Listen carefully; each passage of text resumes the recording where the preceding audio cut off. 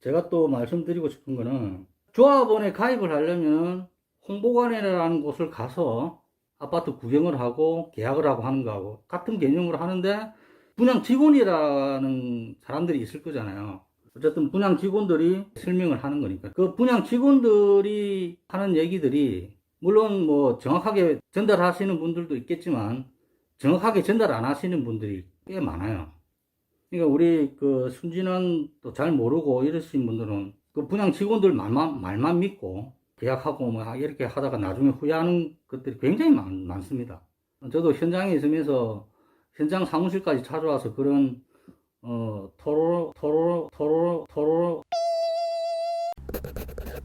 토로를 하고 막 그 걱정을 하고 하시는 분들 많이 만나봤거든요. 그럼 제가 또 갖고 있는 지식이라든지 또 지금 현재 상황에 대해서 정확하게 말씀을 드리는 경우가 많은데 그래서 하여튼 분양 직원이 하는 얘기를 100%다 믿지는 말고요.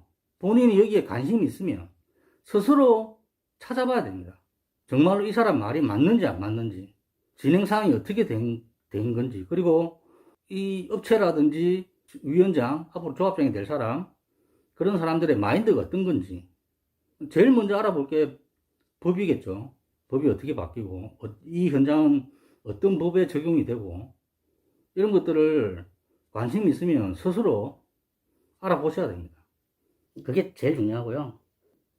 그 속된 말로 우리들이 하는 얘기로 그 아파트 하나 팔면 당연히 그 팔면은 그 수수료가 분양 직원들한테는 가겠죠. 그렇다 보니까 없는 말을 막 지어서 하는 경우도 꽤 있습니다.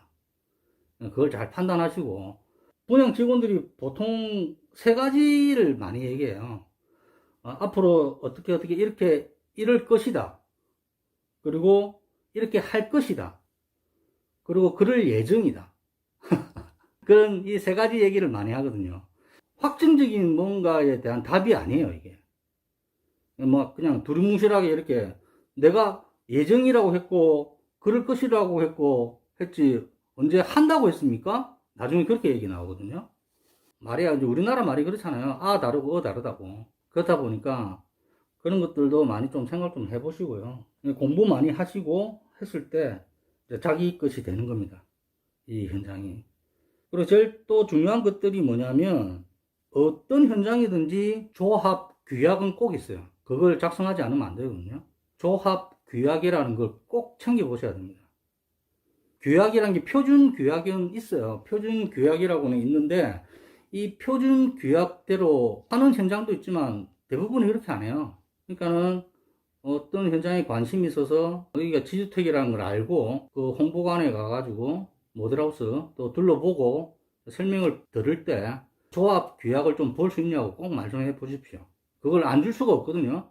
조합 규약을 주면 그걸 복사를 하든 어떻게 하든 가지고 가셔서 꼼꼼하게 그걸 다 읽어보셔야 됩니다. 대여섯 장, 많게는 한 10장 정도 될 건데 귀찮아하지 마시고 규약에 나와 있는 뭐 조항들을 꼼꼼하게 읽어보시고 나하고 맞는지 불합리한 제도는 없는지 규약은 없는지 그런 걸 잘 살펴보셔야 됩니다.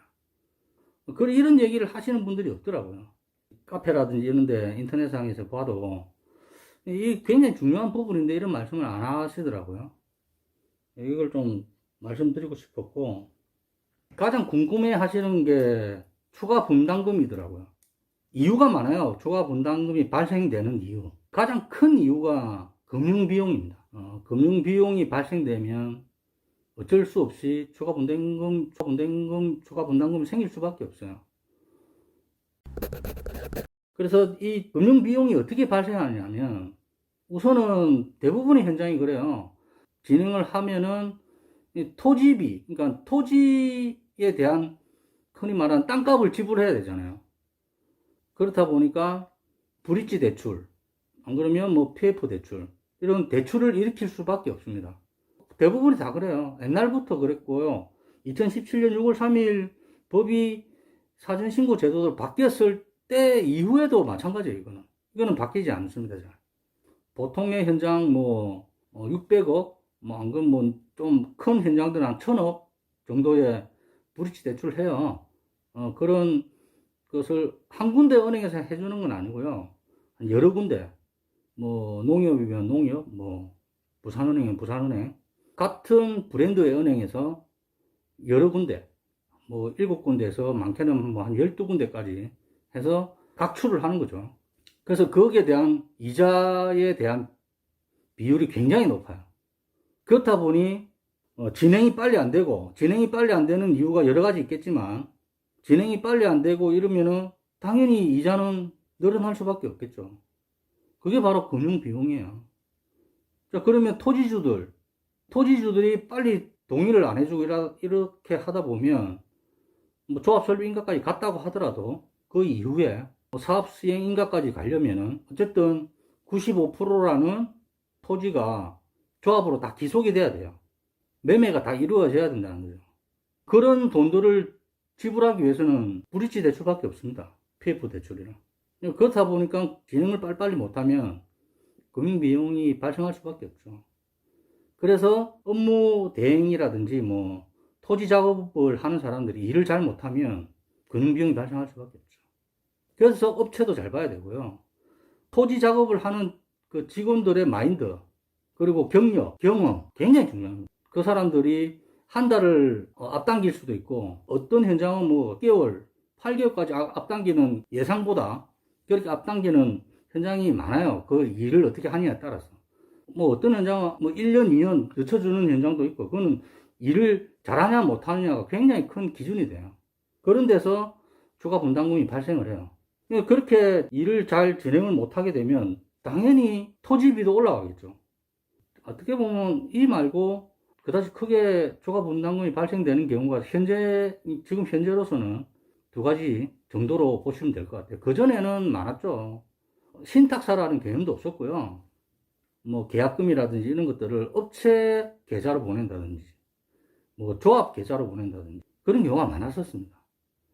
지금은 그런 경우가 극히 없는데, 그런 경우가 있으면 절대 그렇게 하지 마시고요. 무조건 신탁 계좌로만 보내시는 게 정확한 겁니다. 한 가지 더 말씀드릴 거는, 분양받은 조합원들이 중도금이라든지 계약금을 내고 나서 또 뭐 2차 계약금 뭐 이렇게 있잖아요. 그런 것들을 지불을 하지 않고 있으면 이 사업이 진행이 안 돼요. 사업을 진행하려면은 조합원들이 어쨌든 간에 본인들이 선택을 했고 판단을 해서 이 집을 분양을 받았는데, 그러면은 분양에 대한 분양금을 지불해야 되잖아요. 근데 못 믿겠니 어쩌니 뭐 졌더니 뭐 이런 이유를 대면서 그걸 안 주는 거예요. 그러면 진행이 안 돼요. 사업이 지연되는 거죠. 그럼 또 2차적으로 또 금융 비용이 또 발생되는 겁니다. 그러니까 중도금이라든지 이런 걸 갖다가 그 날짜에 맞춰서 지불을 해야지 그 돈들이 토지에 대한 땅값으로 그 토지주들한테 주는 거예요. 그래야 빨리빨리 진행이 될 거 아닙니까? 이걸 너무 간과하고 계시는 분들이 많아요. 내 하나쯤 안 내도 뭐 어떻게 되겠, 이렇게 생각하시면 이 사업이 진행이 안 돼요. 그러니까 어쨌든 판단을 하고 하기 이전까지는 공부 많이 하시고, 이것저것 다 알아보시고, 정확하게, 나는 이걸, 이 동호수를 계약을 해야 되겠다라고 판단이 섰으면, 그렇게 하고 나서 계약을 했으면, 그 다음에는 책임감을 갖고 하셔야 돼요. 그러니까 조합원들의 마인드도 굉장히 중요하다는 거죠. 제가 계속해서 말씀 많이 드리는데, 이 중요한 부분이라서 말씀을 드리는 거예요.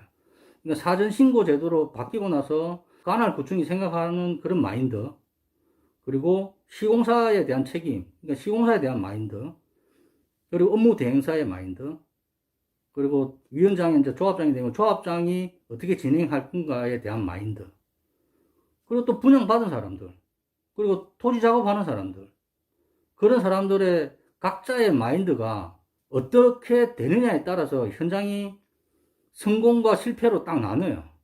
굉장히 중요합니다. 한 가지라도 빠지면 진행은 된다고 보더라도 늦어지겠죠. 이런 것들을 잘 생각을 하셔서 지역주택조합에 가입을 하든지 투자를 하든지 하셔야 된다라는 말씀을 좀 드리고 싶고요. 뭐 나름의 저도 이쪽 계통에 15년, 6년 동안 있다 보니 안타까운 부분이 많았습니다. 그 상대방의 지주에 대한 상대방의 마음을 잘 알아야 됩니다. 이 사람이 어떻게 해서 이 집을 장만했고, 몇 년도에서 장만했고, 다른데 또 재산이 있는지 없는지, 그 한 사람에 대한 상황들을 파악을 잘 해야 됩니다. 개발에 찬성하고 성향 좋은 사람을 상대하는 사람은 길거리 가는 어느 누구나 와서 일을 해도 다 해요. 그 나머지 부분들, 그 나머지에 계시는 분들에 대한 건 어떻게 할 것인가? 어떻게 저 사람에 대한 그 불만이라든지 안 좋은 이미지를 바꿔줄 수 있겠는가? 그런 걸 잘 생각하고 잘 파악해서 그렇게 해서 토지작업을 해야 된다는 거죠. 굉장히 중요한 부분이라서 제가 얘기 나온 김에 말씀을 드린 거고요. 이번에는 이 정도만 하고요. 자, 그러면 마치겠습니다.